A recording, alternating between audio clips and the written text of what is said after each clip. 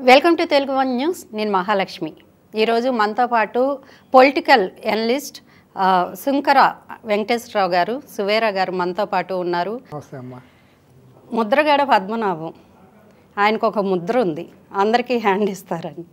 ఇప్పుడు పిఠాపురంలో పవన్ కళ్యాణ్ కనుక గెలిస్తే నా పేరు పద్మనాభరెడ్డిగా మార్చుకుంటానని సవాల్ చేశారు సార్. దీన్ని మనం ఏ విధంగా చూడొచ్చు అంటారు? దాన్ని ఏ విధంగా చూసేది ఏముంటుందమ్మా, కొంతమంది గురించి మాట్లాడాలంటే కూడా కొద్దిగా బాధ అనిపిస్తుంది. నిజంగా ముద్రగడ పద్మనాభం గారికి ఒకప్పుడు చాలా గొప్ప పేరు ఉండేది, నీతి నిజాయితీకి పెట్టింది పేరు ఆయన. వాళ్ళు కూడా ఎవరు కూడా ఆయన వేరే రకంగా అనాలంటే కొద్దిగా ఆలోచించి మాట్లాడాల్సి వస్తుంది. కానీ దురదృష్టం కొద్దీ ఏంటంటే గతి తప్పిన మేధావిలాగా అయిపోయాడు ఆయన. ఏం మాట్లాడుతున్నాడు, గతి తప్పిన మేధావి. దురదృష్టం ఏంటంటే ఆయన ఒక కులాన్ని కూడా రిప్రజెంట్ చేస్తున్నాడు. మరి అటువంటి పెద్ద మనుషులు ఎప్పుడు కులాన్ని రిప్రజెంట్ చేయడం అనేది దుర్మార్గం. ఇప్పుడు కూడా కులాలను మతాలను రిప్రజెంట్ చేసేవాళ్ళు నాయకులుగా మనం కన్సిడర్ చేయకూడదు అసలు ఎప్పుడు కూడా. బయట ఏదైనా మాట్లాడవచ్చు, కానీ కులాల గురించి మాట్లాడేవాళ్ళు రాజకీయాలు చేయటం అంటే చాలా తప్పమ్మా. మతం గురించి మతం మాట్లాడితే రాజకీయం చేయడం కూడా తప్పే. వాళ్ళు మనం సెక్యులర్ రాజ్యాంగం ఉన్నటువంటి భారతదేశ ప్రజాస్వామ్య దేశంలో ఉన్నాం. అన్ని మతాలు అన్ని కులాలు కలిస్తేనే సమాజం తప్పించి ఒక్కొక్క కులానికి నేను కులానికి నాయకత్వంగా వచ్చి నేను కుల నాయకుడిగా ముద్ర పడతాను అంటే సమాజం స్వీకరించరు. రాజ్యాంగం కూడా సమాజంలో ఎవరో కూడా ఓటర్లు స్వీకరించరు. ఎప్పుడో కుల నాయకుడిగా స్థిరపడినాడు భారతదేశ చరిత్రలో ఎక్కడా లేడను, ఉండడు కూడా. మరి ఆ కామన్ సెన్స్ ఇతను కోల్పోవటం. మంత్రిగా చేశాడు, మరి ఎన్టీ రామారావు గారు లాంటి ఉద్దండుల క్యాబినెట్లో ఉన్నారు. మరి ఆ టైంలో మరి ఎప్పుడు కూడా ఎవరితో ఏలెత్తి చూపించుకోలేనటువంటి క్యారెక్టర్. తర్వాత కాలక్రమంగా మరి అతను ఫ్రస్ట్రేషన్కి లోనయ్యాడా, అతను టైం బాగాలేదో తెలియదు, కానీ అతను గతి తప్పాడు. గతి తప్పి చేయకూడని తప్పులన్నీ చేసుకుంటూ ఒకటొకటి చేసుకుంటూ వస్తున్నాడు. చివరాఖరికి కనీసం ఆయన పెద్దరికాన్ని కాపాడుకుని ఆయన ఒక ఉన్నతంగా పోని కమ్యూనిటీలో ఒక కులానికి నాయకుడిగా ఎమర్జ్ అవుతారు అనుకున్నప్పుడు కూడా ఆయన చేసిన తప్పులు ఇన్ని కాదు. కులాన్ని రెచ్చగొట్టేసేసి వైఎస్ కుటుంబానికి ఒక పెయిడ్ ఏజెంట్ లాగా మారిపోయి తనంతట తను గృహ నిర్బంధం పెట్టుకుంటాను, నేను కులం కోసమే పోరాడతాను, కుల రిజర్వేషన్ అని చెప్పి గంటలు కొట్టమని, కంచాలు కొట్టమని, తప్పెట్లు కొట్టమని ఎన్ని పిచ్చి పిచ్చి పనులన్నీ చేసుకుంటూ రావటం. తర్వాత ఎన్ని కళ్ళ ముందు కనపడుతున్నటువంటి నగ్న సత్యాలు ఎన్ని దాచుకుంటే అతను కళ్ళు మూసుకుని పాలు తాగుతా నేను ఎవరు చూడలేదు అనుకుంటే అతను అవివేకం అది. కానీ సమాజం అన్నీ చూస్తాను. ఇవాళ పద్మనాభరెడ్డి అని నేను కొత్తగా పెట్టుకుంటాను అని చెప్పాల్సింది. ఆల్రెడీ తన సొంత కులస్తులే చాలా మంది అతను పద్మనాభరెడ్డి అని పిలుస్తున్నారు, ఇప్పటికే పిలుస్తున్నారు. కొత్తగా అతను మళ్ళీ కొత్తగా రికార్డు ప్రకారం మార్చుకోవాల్సిన అవసరం కూడా ఏమీ లేదు. అలాగే తుని సంఘటన గురించి మాట్లాడుతా తుని సంఘటన తీసుకెళ్లి చంద్రబాబు నాయుడు అనే ఆపాదించడం, ముడిపెట్టాలని చూస్తే ఆయన అవివేకం, అజ్ఞానమో, మరి పెయిడ్ స్క్రిప్ట్ చదువుతున్నాడో మరి ఏంటో అర్థం కావట్లేదు. ఇవాళ పూర్తిగా వైసీపీ కనుసన్నల్లోకి వెళ్ళిపోయి వైసీపీ పెయిడ్ ఆర్టిస్ట్ లాగా మారిపోయాడు అనేది జగమెరిగిన సత్యం, అందరూ లోకం కోడేగా వస్తుంది. మరి అవసాన దశలో అటువంటి కర్మ ఆయనకి రాకుండా ఉండాలి. ఎవరైనా పెద్దలు ఎప్పుడు కూడా అవసాన దశలోనమ్మా చాలా గర్వంగా ఉన్నతంగా హుందాగా నిష్క్రమణ జరిగితే అది చాలా గొప్ప జీవితం అమ్మా. ఇట్లా అందరితో చీ కొట్టించుకునేది అయినాళ్ళతో కానిళ్ళతో చీ కొట్టించుకుంటాం, మాట్లాడే మాటకి అర్థం పర్థం లేకుండా మాట్లాడటం, నవ్వులు పాలవటం అనేది అది దురదృష్టం ఆయన జాతకం. మరి ఆయన అవసాన దశలో అటువంటిది రాకుండా ఉంటే బాగుండేది. ఇవాళ కూడా ఆయన ఉద్దేశపూర్వకంగానే కావాలని ఆయనకి ఏమైనా వ్యక్తిగతమైనటువంటి ద్వేషాలు ఏమైనా చంద్రబాబు నాయుడు మీదో లేకపోతే తెలుగుదేశం పార్టీ మీదో ఏమైనా ఉందో, మరి ఉంటే ఉండబట్టే అట్లా చేస్తున్నారు అని అనుకోవాలి. సహజంగా నేనైతే మాత్రం ఆయనకి తూర్పుగోదావరి జిల్లాలో ఆయన ఎరిగిన వాళ్ళు అందరూ చెప్పేది ఏంటంటే ఆయనకి ఏమి కమ్మకులం మీద ద్వేషం అంటూ ఏమీ లేదు. ఆయనతో చాలా మంది కమ్మకులస్తులతో అందరితో కూడా ఫ్రెండ్లీగా ఉంటారు, ఆయన చాలా గౌరవిస్తారు. కమ్మాళ్ళు కూడా తూర్పుగోదావరి జిల్లాలో ఈ కుల వివక్షత ఎక్కడ లేదమ్మా. కమ్మారి కాపు ఈ భేదాలు ఎక్కడ లేవు. అక్కడ చాలా అందరూ ఐకమత్యంగా వరుసలు పెట్టుకుని పిలుచుకుంటూ ఉంటారు. చాలా నేను చూశాను. అది నేను అట్ట అన్న కానీ ఈయనకేమైనా వ్యక్తిగతంగా మరి వాళ్ళు మరి ఈయనలోని బలహీనతను ఆసరా చేసుకుని వైసీపీ వాళ్ళు ఈయన అట్ట పెయిడ్ ఆర్టిస్ట్ లాగా మార్చేసుకున్నారు, గుప్పిట్లో పెట్టుకున్నారు ఏమో అని అనిపిస్తుంది. నిజంగా మరి ఈయన ఒక కులోద్ధారకుడిగా అయితే మాత్రం వైసీపీలో చేరకుండా ఉండాల్సింది. మరి అటెళ్ళి కండువా కప్పించేసుకుంటాం. ఈయనతో పాటు ఇంకొక పెద్ద మనిషి ఉన్నాడు, ఆయన గత్తెప్పిన మేధావిలాగా ఆయన అవసాన దశలో ఈ వికృతమైన విన్యాసాలన్నీ చేస్తున్నారు కులం పేరుతో. ఆయన చేగొండ ఎర్రాన్ జోగయ్య ఆయన ఇటువంటి విన్యాసాలు సర్కస్ ఫీట్లు చేసి వాళ్ళు ఏదైతే మేము ఒక కుల నాయకులు కానీ ఒక కులాన్ని రిప్రజెంట్ చేస్తూ మాట్లాడుతున్నారో ఆ కులం పరువు ప్రతిష్టలు వీళ్ళు మంటగలుపుతున్నారేమో అని అనిపిస్తుంది. నిజంగా వాళ్ళ వయసుకిను వాళ్ళ చేసిన హోదా పదవులకి కనుక దృష్టిలో పెట్టుకుని వాళ్ళు బాధ్యతతో వ్యవహరించితే మాత్రం ఆ తప్పులు చేయకుండా ఉంటారు వాళ్ళు. కానీ వాళ్ళు చేసే పనుల మూలన ఆ కులానికే నష్టం జరుగుతుంది, ఆ కులమే నవ్వుల పాలు అయ్యి ఆ కులంలోనే వీళ్ళు పలసన పడుతున్నారు అనేది నా అంచనానమ్మా. అది ఇప్పటికైనా వాళ్ళు కళ్ళు తెరుచుకుని, అంటే నా వయసులో నేను చాలా చిన్నవాడిని వాళ్ళకంటే, నేను వాళ్ళకి సలహాలు చెప్పేంత స్థాయి నాది కాదు, కానీ బాధతో మాట్లాడుతున్నా. మీరు చెప్పారు కాబట్టి వాళ్ళ మీద గౌరవం ఉంటుంది మనకి. సరే తప్పులు అందరూ చేస్తారు అనుకోండి, ఉద్దేశపూర్వకంగా చేయొచ్చు, ఇంకోటి చేయొచ్చు. వాళ్ళు ఎంత ఉద్దేశంగా చేసినా కూడా మనం వాళ్ళ స్థాయిలో మనం మాట్లాడకూడదు కాబట్టి నేను మాట్లాడుతున్నాను. కాబట్టి ఏంటంటే ఆయన ముద్రగడ పద్మనాభం గారు కొత్తగా ముద్రగడ పద్మనాభ రెడ్డి అని పెట్టుకోవాల్సిన పని లేదు, ఆల్రెడీ ప్రజలు ముద్ర వేసేసారు ఆయనకి. ఆయన పద్మనాభరెడ్డి అనే ముద్ర వేసేసారు, కొత్తగా ఆయన వేసుకోవాల్సిన అవసరం లేదు.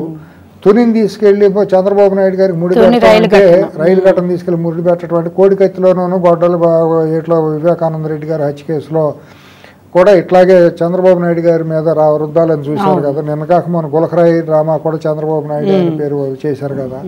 ఇది అంతే తప్పించి అందరికీ తెలుసు తుని ఘటన వెనకాల ఎక్కడి నుంచి గ్రూపులు వచ్చినాయి, కృష్ణాయిల్ డబ్బాలు ఎక్కడ, పెట్రోల్ డబ్బాలు ఎక్కడెక్కడ రాశారు, కృష్ణలంకలు విజయవాడ కృష్ణలంకలు ఎక్కడి నుంచి పులివెందుల నుంచి వచ్చిన వాళ్ళు ఎక్కడెక్కడ ఉన్నారు, ఎవరు ఆపరేట్ చేశారు అనేది మొత్తం అందరికీ తెలుసు.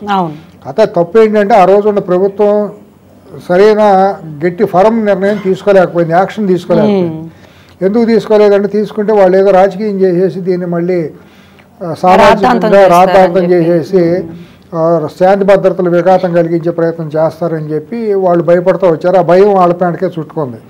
ఆ భయాన్ని ఆశ్రయ చేసుకుని ముద్రగడ పద్మనాభం కూడా మాట మాటకి పాదయాత్ర చేస్తాను, అమరావతి ఇది చేస్తాను, కాపులందరినీ రోడ్డు మీద తీసుకొచ్చి మహాపాదయాత్ర చేస్తానని చెప్పి రెచ్చగొడతా బ్లాక్మెయిల్ చేస్తా ఆ యువతలో, కాపు యువతలో ఉన్నటువంటి సహజ సిద్ధంగా ఉన్నటువంటి భావావేశాలని రెచ్చగొట్టి లబ్ధి పొందాలని, రాష్ట్రాన్ని రావణ కాష్టంగా మార్చేసి చలిగాగాలి, రాజకీయంగా చలిగాగాలని తను కుటిల యత్నాలు చేశాడు. పైన భగవంతుడు అంటూ ఒకడు ఉంటాడు కదా, మనం ఎన్ని పిల్లిగంతులు వేసినా పైన మనకంటూ భగవంతుడు ఒక ఇది అంటూ ఉంటాడు. ఆ భగవంతుడు సరైన గుణపాఠమే వీళ్ళకి నేర్పుతున్నాడని నేను అనుకుంటాను. వాళ్ళ ఆత్మ పరిశీలన చేసుకుని ఆయన ఆ వయసుకిను ఆయన ఉన్న దీనికి ఒక సంయమనం పాటిస్తే బాగుంటుంది. కానీ ఆయన ఇంకా మనం చెప్పిన చెవికెక్కే పరిస్థితి లేదు, ఆయన పూర్తిగా గతి తప్పాడు, నోటి దూరుసు ఎక్కువైంది. ఒక రకంగా మానసికంగా కూడా ఆయన ఒక ఫ్రస్ట్రేషన్ ఉండి ఆ బ్యాలెన్స్ కూడా కోల్పోతున్నాడు. ఆయన గుర్తింపు కూడా కోల్పోయే పరిస్థితి ఉంది. అది ఎక్కువ రోజులు కూడా పట్టదు. ఇంకా సమాజంలోనే అందరితో చీకొట్టబోయే పరిస్థితి ఆయన మనం కళ్ళ ముందే చూడబోతాం అనిపిస్తుంది. ఇక వైసీపీ పరిస్థితి చూస్తే పులివెందుల్లో భారీ మెజారిటీతో గెలుస్తామని వైఎస్ భారతి గారు చెప్పారు సార్. ఇప్పుడు మెజారిటీలు, భారీ మెజారిటీలు అంటే అమ్మ కేఏ పాల్ గారు కూడా అంటారు, విశాఖపట్నం పార్లమెంట్కి నేను వేసి భారీ మెజారిటీతో గెలుస్తానని మాట అంటారు. అది ఉండాలి కూడా, ప్రతి మనిషికి ఒక విశ్వాసం ఉండాలి, ఆశ విశ్వాసం, ఆ సంకల్పం కూడా ఉండాలి ఫైట్ చేసే ముందు. గెలుపుకోవటంలో ఎట్టా ఉన్నా కూడా ఒక ఇది ఉంటేనే, డిటర్మినేషన్ కన్విక్షన్ ఉంటేనే మనం ఫైట్లోకి వెళ్ళగలం. ఆ పులివెందుల్లో మరి ఆవిడకి ఎంత మెజారిటీ వస్తుందో తెలియదు, కానీ ముందు ఆవిడ చెప్పాల్సిన బాధ్యత సమాధానాలు ఎవరికంటే ఆవిడ ఆడబిడ్డ ఉంది కదా సునీతమ్మ, వాళ్ళు వేసే ప్రశ్నకు సమాధానం ఆవిడ చెబితే తన భర్తకు మెజారిటీ ప్రజలు నిర్ణయిస్తారు. ఇప్పుడు అదే వేదిక మీదకి వచ్చి లైవ్ డిబేట్లో కనుక వాళ్ళు సొంత కుటుంబ సభ్యులే కదా, వాళ్ళు వేసిన ప్రశ్నలకు ఆవిడ సమాధానం చెప్తే చాలు, ఏకపక్షంగా భర్తను గెలిపించుకోవచ్చు. అన్నిటికీ కనుక కడిగిన ముత్యంలాగా బయటికి రావచ్చు. వాళ్ళ ఆడపిల్లలిద్దరు వేసే ప్రశ్నలకు కనుక సమాధానం చెప్పగలిగితే కడిగిన ముత్యంలాగా రావచ్చు. అసలు ఎవరు మనం మాట్లాడటానికి లేదు, సమాజం ఎవరు నోరెత్తరో, ఇంకా అక్కడ ఎదురు నిలబడే వాళ్ళు కూడా ఎవరు ఉండరు కదా. నిన్న మనం వేంపల్లి వెళ్తే మా రాళ్ల మీద నీ మొగుడు బొమ్మ ఎందుకు ఉండాలి, పాస్బుక్ల మీద నీ మొగుడు బొమ్మ ఎందుకు ఉండాలి, ఫోటో ఎందుకు నిలదీశారు. నిలదీసిన రైతులు కూడా అదే సామాజిక వర్గంకి చెందిన వాళ్ళు, బయట వాళ్ళు ఎవరో వైసీపీ వాళ్ళే, అదే సామాజిక వర్గం వాళ్ళు. బయట ఇంకెవరన్నా కమ్మ కులస్తులు చేస్తే ఇంకా చంద్రబాబు చేపించాడని ఇంకోటి అనుకోవచ్చు, లేకపోతే ఇంకా కాపులు ఎవరన్నా బలిజీలు మాట్లాడితే పవన్ కళ్యాణ్ మాట్లాడిచ్చారు అని అనుకోవచ్చు. కానీ సొంత సామాజిక వర్గం వాళ్ళే మరి నిలదీసి అడిగాడు ఒక రైతు, దానికి సమాధానం చెప్పలేక ఆవిడ నివ్వెరిపోయి బయటకు వచ్చింది. మెజారిటీ గురించి మాట్లాడితే వాళ్ళు చేసిన కంట్రిబ్యూషన్ ఏంటి పులివెందుల్లో సామాజికంగా ఏంటి అనేది చెప్పాలి. వాళ్ళ రాజకీయ ప్రస్థానం ఏంటి, ప్రజల కోసం ఏమేం చేశారు, ప్రజాధనంతో మీ సొంత దానంతో ఏం చేశారు, ఇడుపులపై ఎస్టేట్ ఎట్టా వచ్చింది, వేలాది ఎకరాలు, అది ఎవరి దశలో, చట్ట వ్యతిరేకంగా మీకు ఏ రకంగా వచ్చింది, అట్లాగే పులివెందుల ఆసరా చేసుకుని మీరు చుట్టుపక్కల చేసిన ఫ్యాక్షన్ రాజకీయాలు గత 50 ఏళ్ళుగా చేసిన సామాజిక రాజకీయ విధ్వంసం ఏంటి, ఇవన్నీ కనుక ఆవిడ కనుక చెబితే ఆవిడ కనుక అన్నిటి కనుక క్రిస్టల్ క్లియర్గా కనుక సమాధానం చెప్పగలిగి ఆవిడ ఆత్మ పరిశీలనతో బైబిల్ మీద ప్రమాణం చేసి యేసు ప్రభువు మీద ప్రమాణంతో అన్నీ కనుక మనస్ఫూర్తిగా కనుక ఆవిడ అన్నీ మాట్లాడితే మనం కూడా ఆశీర్వదిద్దాం. ఎందుకంటే ఆడపిల్ల మనకు ఆడపిల్లే కదా, ఆవిడకి మనకి ఏమీ భారత మీద మనకేమీ విద్వేషం వివక్షత ఉండాల్సిన అవసరం లేదు కదా, మనం గౌరవిద్దాం. మెజారిటీ వస్తుంది, ఏకపక్షంగా కూడా గెలవచ్చు. ఆవిడ భర్త ఇప్పుడు ముఖ్యమంత్రి, ఎదురు ఎవరో కూడా నిలబడకుండా కూడా ఏకపక్షంగా గెలవచ్చు, ప్రజలు గెలిపిస్తారు కూడా. సబ్జెక్టు ముందు సమాధానం చెప్పండి. హూ కిల్డ్ బాబాయ్, హూ కిల్డ్ వివేకానంద రెడ్డి గారు, గుండెపోటని ముందు ఎవరు చెప్పారు, మీకు ఫస్ట్ ఫోన్ నీకు ఎవరు చేశారు, మెయిన్ ఆవిడకి ఎవరు ఫోన్ 3:30కు వచ్చిందా, నీకు 5:30కు వచ్చిందా, ఎవరి నుంచి వచ్చింది, ఇవన్నీ మరి ఆవిడ చెప్పాలి కదా. ప్రజారంగంలో ఉన్నారు కాబట్టి మనం అడుగుతాం, బయట ఉంటే మనం అడగాల్సిన పని లేదు. ఆవిడ భర్తను రిప్రజెంట్ చేస్తా రాజకీయ ప్రతినిధిగా వచ్చింది కాబట్టి మనం మాట్లాడుతాం. గత ఎన్నికల్లో ఇదే సేమ్ అడ్డు పెట్టుకుని సానుభూతి పొంది గెలిచారు కదా. లేని దొన్నేనిందంటే దోణగట్టి మన సొంత మీడియా ద్వారా అవాకులు చవాకులు అవాస్తవాలు అసత్య ప్రచారాలని చేశారు కదా. అయింది, అది అయిపోయింది. ఇప్పుడు కన్నా ఈవిడ ఇంట్లో కూర్చుంటే మనం మాట్లాడడం, ఈవిడ గురించి మాట్లాడటం మన తప్పు. ఈవిడ బయటకు వచ్చి భర్తను రిప్రజెంట్ చేస్తా ఒక రాజకీయ ప్రతినిధిగా బయటకు వచ్చింది కాబట్టి ఆవిడని అడిగే హక్కు మనకు ఉంది. మీరు కూడా ప్రశ్నిస్తున్న కారణం ఏంటంటే ఆవిడ బయటకు వచ్చారు కాబట్టి, రాజకీయంగా వచ్చారు కాబట్టి మీరు అడుగుతున్నారు. వచ్చారు కాబట్టి నేను నా భావాన్ని నేను వ్యక్తం చేస్తున్నా. అసలు గొడ్లపోటు అని ముందు ఎందుకన్నారు, గుండెపోటు ఎందుకన్నారు, గొడ్లపోటు ఎందుకు అయింది. మరి చట్ట వ్యతిరేకంగా ఒక ఎంపీ అక్కడ ఉంది, అవినాష్ రెడ్డి ఎంపీ, చట్టం తెలిసి ఉన్న మనిషి, 2 సార్లు ఎంపీగా చేశారు. మరి చంపేయబడ్డ వ్యక్తికి, హత్య చేయబడ్డ వ్యక్తికి కట్లు ఎట్టా వేస్తారు, అక్కడ రక్తం ఎట్టా దుడుస్తారు, పోలీసులను పిలవకుండా మీరు ఇవన్నీ చేయటం చట్ట వ్యతిరేకం కాదా, అది ముట్టుకోవచ్చు. అసలు ఆ మాత్రం తెలియనివాడు ఎంపీగా ఎట్టా ఉన్నాడు. తర్వాత తను ఏదో నేను జమ్మలమడికి వెళ్తున్నాను అన్నాడు, తను ఫోన్ చూస్తేనో ఆ చుట్టుపక్కలే తచ్చిల్లాడుతూ ఉన్నట్టు కనిపించింది. మరి ఎన్ని కూడా గూగుల్ టేక్అవుట్లు ఇవన్నీ కూడా అబద్ధాలు అయితే ఆ రోజు సిబిఐ ఎంక్వైరీ అని మీరే అడిగారు కదా. సిబిఐ ఎంక్వైరీని మళ్ళీ కాదు, సిబిఐ మీద కేసులు మీరే వేశారు కదా. మరి సిబిఐ పోతే ఎన్ఐఏ అని మీరు మళ్ళీ పెట్టండి, ఎన్ఐఏతో వేయించండి, అన్నీ తెలిసిపోతుంది కదా. ఇవన్నీ కాకుండా మీ సెల్ఫ్ గోల్ మీరు కొట్టుకుంటా, మీ ఎవరైతే భారతీయ గారు తండ్రి హాస్పిటల్ నుంచే కదా కాంపౌండర్ వచ్చి కట్లేసింది, మీ తండ్రికి తెలియాలిగా. మీ తండ్రి ఆ ఊళ్ళో లేకపోవచ్చు, కానీ ఒక ప్రధానమైన వ్యక్తి హత్య చేయబడ్డప్పుడు తండ్రిగా డాక్టర్, ఆయన వైద్యుడు, ఆయన చాలా నిర్వివాదాంశంగా ఆయన ఎక్కడా కూడా డిస్ప్యూట్ లేని మనిషి. గంగిరెడ్డి గారు వాళ్ళ ఫాదరు గౌరవం కలిగిన పులివెందులో గౌరవనీయులైన వ్యక్తి, మంచి డాక్టర్, వైద్యుడు, దాంట్లో ఎటువంటి సందేహం లేదు. ఆయన తప్పులు చేసే మనిషి కూడా కాదు. ఆయనకి ఎవరు చెప్పారు, ఆయన చెప్పందే కాంపౌండర్ వెళ్ళి ఒక హత్య చేయబడ్డ శవానికి డ్రెస్సింగ్ చేయరు కదా. ఆయన బాగా తెలుసు, ఆయన గొప్పగా చదువుకున్నారు గంగిరెడ్డి గారు, ఆయన ఇటువంటి తప్పులు చేయరు. ఆయన చెప్పకుండా కాంపౌండర్ వెళ్ళడు. ఆయనకి ఎవరు చెబితే సరేనన్నారు ఆయన. మరి తండ్రి ఇవాళ రుజువు చేయలేం, ఎందుకంటే ఆయన గతించారు, గంగిరెడ్డి గారు లేరు, చనిపోయారు. ఆయన మనం పిలిచి మాట్లాడేది లేదు కాబట్టి మరి ఆయన చెప్పకుండానే కాంపౌండర్ వెళ్ళి కుట్లేసాడా, కట్లు కట్టాడా. మరి ఆయన ఒక గంగిరెడ్డి గారికి చెప్పాలంటే ఆయన ఇన్ఫ్లుయెన్స్ చేసింది అల్లుడా, కూతురా, ఇంకొకళ్ళు ఎవరో చెప్పాలిగా. అది బయటకు రాదు, ఇంకొక రాదు. ఆయన లేరు కాబట్టి ఇంకా అది కూడా బయటకు రాదు. ఆయన పిలిచేటప్పటికి ఆయన చనిపోయారు. సిబిఐ నోటీసులు ఇచ్చి ఆయన పిలిచేలోపు ఆయన దురదృష్టవశాత్తు ఇక్కడ హాస్పిటల్, హైదరాబాద్ హాస్పిటల్లో చనిపోయారు. ఇంకా కాబట్టి అవన్నీ కొన్ని నిజాలు గాల్లో కలిసిపోతాయి. మరి వీటన్నిటికి ఆవిడ చెప్పాలి. ఆవిడ చెబితే ఇంకో నెక్స్ట్ 5 సంవత్సరాలు కదా, ఇంకో 10 సంవత్సరాలు అయినా తెలుగు ఆంధ్రలో ఆవిడ భర్తని ఆశీర్వదిస్తారు నిజాయితీగా కనుక అన్నీ చెబితే. ఇంకా మీరు దోషులను పక్కన పెట్టుకుని మా బాబాయిని చంపేసిన వాళ్ళని చంద్రబాబు కాపాడుతున్నాడు అంటే ఎవరు కాపాడుతున్నారో చెప్పొచ్చు కదా. నీ చేతిలో 5 ఏళ్ళు అధికారం ఉంది కదా, నువ్వేం చేసావు? పోనీ చంద్రబాబు నిజంగానే నీ బాబాయిని చంపిందంటే చంద్రబాబు వస్తుంటే, చంద్రబాబు చుట్టూ ఉండేవాళ్ళు వస్తూ ఉంటే, నువ్వు నీ చేతిలో పోలీస్ యంత్రాంగం ఉంది కదా, మొత్తం ఉంది. చైన్ కేసులకే నువ్వు చైనాటిగా నువ్వు 53 రోజులు జైల్లో పెట్టావు కదా, దాంట్లో అంగుళం రుజువు చూపించలేకపోయావు, పైసా రుజువు చూపించలేకపోయావు. ప్రజల ముందు, కోర్టు ముందు పక్కన పెడదాం, ప్రజల ముందు పెట్టాల్సిన బాధ్యత ఉంది కదా. ప్రజలు కోర్టులో ఏది జరిగేది రోజు ప్రజల ముందుకు వస్తుంది కదా చర్చ, ఆ జడ్జి ముందు ఏం మాట్లాడారు అనేది. దాంట్లో ఎక్కడన్నా నువ్వు ఒక చిన్న ఆధారం చూపించగలిగావా?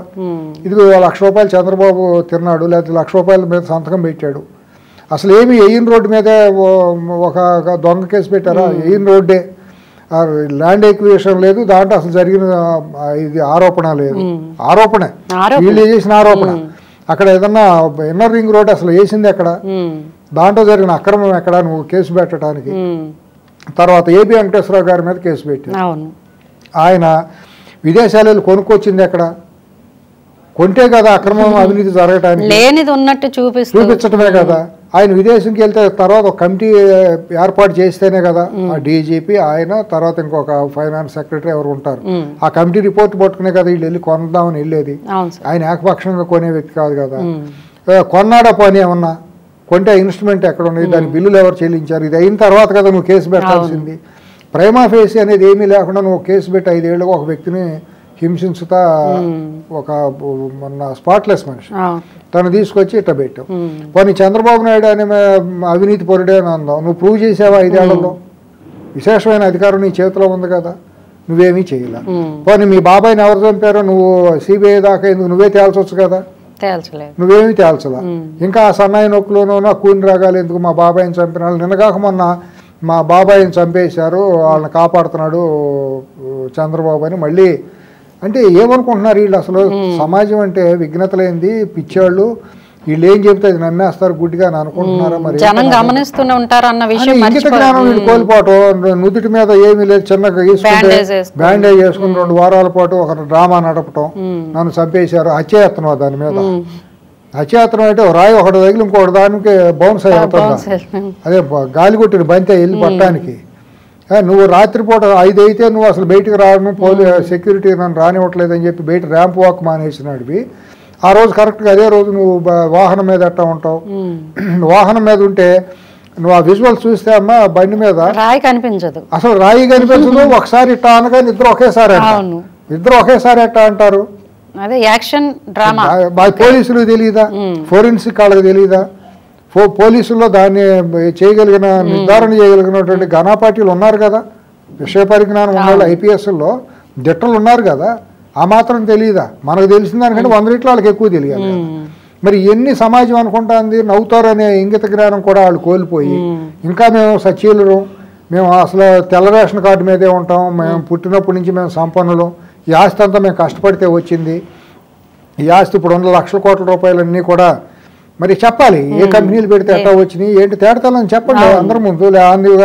అంత ఆస్తి ఉన్నప్పుడు మరి సిబిఐ ఈడీ కేసులు ఎందుకు వచ్చినాయి? మీరు అంత నిజాయితీ పరులు, మీరు ఏమీ చేయనప్పుడు, చంద్రబాబు అంత దోషి దుర్మార్గుడు సంఘ విద్రోహి అయినప్పుడు నువ్వు ప్రూవ్ చేయండి. పోనీ ఏమేమి సంఘ విద్రోహ చర్యలు చేశాడు, ఏమేమి అవినీతి చేశాడో నువ్వు ప్రూవ్ చేయాల. నీ తండ్రి ఉండగా ప్రూవ్ చేయాల. నీ తండ్రి 5 ఏళ్ళు 6 ఏళ్ళు ముఖ్యమంత్రిగా ఉన్నాడు, ఆయన టైంలో ప్రూవ్ చేయాల. పోనీ చంద్రబాబు నాయుడు 5 ఏళ్లుగా మోడీని వ్యతిరేకించి ప్రతిపక్షంలో ఉన్నాడు. వాళ్ళ పోనీ ఈడీలును అక్కడ అన్ని చాలా ఉన్నాయి కదా ఏజెన్సీలు, సిబిఐ మరి మోడీ చేతిలోనే ఉంది కదా, నువ్వు మోడీకి దత్తపుత్రుడు కదా. ఇప్పుడు ఈవిడ భారతీయ భర్త, మా మోడీ గారికి దత్తపుత్రుడేనని హిందూపూర్లో ఫైనాన్స్ మినిస్టర్ నిర్మలా సీతారామన్ గారు అన్నారు కదా. మరి ఆ దత్తపుత్రుడును మరి ఆయన దత్తత తీసుకున్న తండ్రి ఇద్దరు కలిపి మరి చంద్రబాబుని ప్రూవ్ చేయొచ్చు కదా అవినీతి ఏంటనేది. తను చేసిన దాంట్లో సవాల్ విసురుతున్నాడు కదా. మరి ఎన్ని చేయకుండా ఇంకా మీరు మభ్య పెట్టాలి, జనాలను నమ్మించాలని చూస్తే సమాజం ఏమనుకుంటున్నారు? అంటే మీలాంటి స్థితిలోనే సమాజం ఉందనుకుంటున్నారా?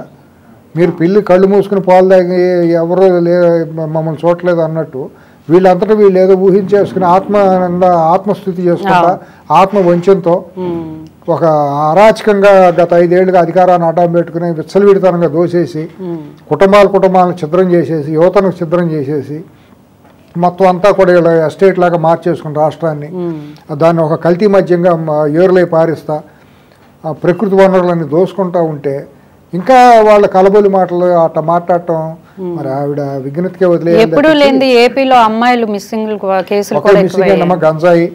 మొన్న నేను చిత్తూరులో చంద్రగిరి నుంచి ఒక మహిళా నాయకురాలు మాట్లాడుతుంటే చూస్తుంటే బైకుల మీద గంజాయి కొట్టిన మహిళలకు ఆడపిల్లలు కూడా రాత్రి 10-11 దాకా ఎక్కడెక్కడ తిరిగేస్తున్నారంట. వాళ్ళ కలవరం ఉంది. అది ఇక్కడ తూర్పుగోదావరిలో కూడా నేను విన్నాను. అక్కడ కూడా స్కూల్ పిల్లలు కూడా గంజాయి ఇది చేస్తున్నారు. సరే ఇంకొకటి ఏంటంటే స్కూల్లో ఇప్పుడు కొత్తగా బైజూస్ అనే ట్యాబ్లు ఇచ్చారు. ఆ ట్యాబ్లు ఇవ్వడం ద్వారా యుక్త వయసులోకి ఎంటర్ అయ్యే పిల్లలు ఉంటారు, 8-9 తరగతుల నుంచి ట్యాబ్లు ఇవ్వడం ద్వారా క్లాస్లో పిల్లలు పాఠాలు చెప్పే టైంలో టీచర్స్ కొరత మూలాన టీచర్స్ లేని టైంలో ఆ ట్యాబుల్లో వాళ్ళు బ్లూ ఫిల్మ్లు చూస్తారు. అది మరి బాధ్యత కలిగిన ముఖ్యమంత్రి, మరి నీకు తెలియదు, నీకు 2 ఆడపిల్లలు ఉండాలి కదా, నీ పిల్లలు లాంటి వాళ్ళే కదా, అందరూ దేశంలో రాష్ట్రంలో ఉన్న పిల్లలందరూ నీ సంతానం లాగానే ఫీల్ అవ్వాలి కదా, ఏ బాధ్యతగా మీరు ఏం చేస్తున్నారు, ఇవన్నీ గమనించలేరు అనుకుంటున్నారా, మాట్లాడరు అనుకుంటున్నారా? అంటే మిమ్మల్ని ఎవరు మాట్లాడలేరు కాబట్టి మేము ఏది మాట్లాడినా చెల్లుబాటు అవుతుంది, మా చేతిలో 2 మీడియాలు ఉన్నాయి కాబట్టి మేము రాసుకుందే రాత అనుకుంటున్నారా? వీళ్ళు కొత్తగా ఏమైనా బైబుల్ రాసుకోదలుచుకున్నారా? కొత్త నిబంధన పాత నిబంధన పక్కన పెట్టేసేసి ఇంకో కొత్త పులివెందుల బైబుల్ ఏమైనా కొత్త రాసుకుంటారేమో మనకు తెలియదు. ఇప్పుడున్న పరిస్థితుల్లో ఎన్నికల ప్రచారం కొత్త ట్రెండ్ నడుస్తుంది సార్, ఏఐ అంటే ఆర్టిఫిషియల్ ఇంటెలిజెన్స్. ఇట్లాంటి ప్రచారాల వల్ల ఏంటి అసలు రాబోయే కాలం? ఒకటి ఉందమ్మా, ఇప్పుడు మీరు నేను ఇప్పుడు ఇందాక నుంచి ఇంటర్వ్యూ మాట్లాడుకుంటున్నాం కదా, ఇప్పుడు ఏఐతో వచ్చే పెనుముప్పు ఏంటంటే మనం మాట్లాడుకున్న దాన్ని కన్వర్సేషన్ మార్చేసి మనం అన్నట్టు మాట్లాడచ్చు.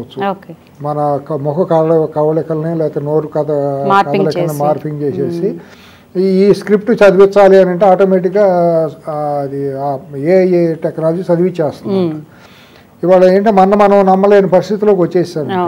మన మీద మనకే అనుమానం వచ్చి నిజంగా నేను మాట్లాడాను మనకే అనుమానం వస్తుంది. దాంట్లో వాళ్ళు కృతకృత్యులు అయ్యారు, ఉత్తీర్ణులు అయ్యారు వైసీపీ వాళ్ళు. ఈ సోషల్ మీడియాను అడ్డం పెట్టేసి దుష్ప్రచారం చేయటం, మార్ఫింగ్లు చేయటం, వ్యక్తిత్వ హరణాలు, క్యారెక్టర్ అసాసినేషన్ చేయటం, ఇట్లా బాగా వాళ్ళు కృతకృత్యులు అయ్యారు. గత 5-10 సంవత్సరాలుగా వాళ్ళు ఆరితేరారు. ఇప్పుడు మళ్ళీ అదే పద్ధతుల్లో నిన్న గులకరాయి డ్రామాని కూడా రక్తి కట్టించాలని చూశాను. తాడింది అనేవాడు ఒకడు ఉంటే తలంది అనేవాడు వస్తాడు కదా, అట్లాగే తెలుగుదేశం వాళ్ళు కూడా బాగానే ధీటుగా, జనసేన వాళ్ళు ముఖ్యంగా జనసేన పార్టీ యువకులు కూడా సోషల్ మీడియాను వేదికగా చేసుకుని బాగా ధీటుగా సమాధానం చెప్పారు. వాళ్ళకి కుక్కగాడుకు చెప్పు దెబ్బ అన్నట్టు బాగానే సమాధానం ఇచ్చారనేదే నా పరిశీలన. ఓకే సార్, చాలా మంచి విషయాలు చెప్పారు. Thank you. నమస్కారం.